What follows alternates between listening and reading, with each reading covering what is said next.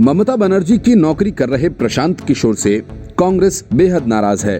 कहा तो कांग्रेस प्रशांत किशोर को अपनी पार्टी में शामिल करने को बेचैन थी, लेकिन अब वही कांग्रेस प्रशांत किशोर को पानी पी पी कर कोसने लगी है।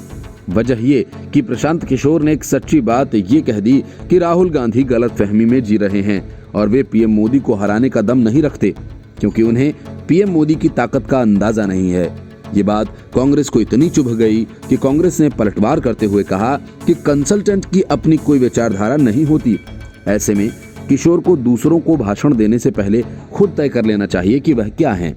कांग्रेस के प्रवक्ता पवन खेड़ा ने कहा कि कंसल्टेंट अपने आप को जितना महत्वपूर्ण मानते हैं, अगर मैं और आप भी उनको इतना महत्वपूर्ण मानने लग जाएंगे तो फिर देश ये कंसल्टेंट्स ही चलाएंगे।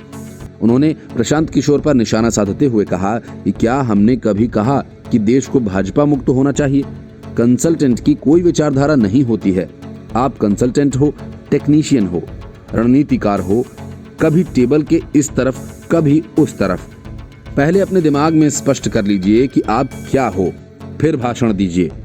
प्रशांत किशोर ने हाल ही में एक कार्यक्रम में टिप्पणी की थी कि भारतीय जनता पार्टी भारतीय राजनीति के केंद्र में बनी रहेगी और अगले कई दशकों तक कहीं जाने वाली नहीं है।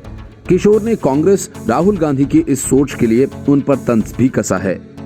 जनता बीजेपी को तत्काल उखाड़ फेंकेगी। प्रशांत किशोर इन दिनों गोवा असेंबली चुनाव तृणमूल कांग्रेस का चुनाव प्रबंधन संभाल रहे हैं।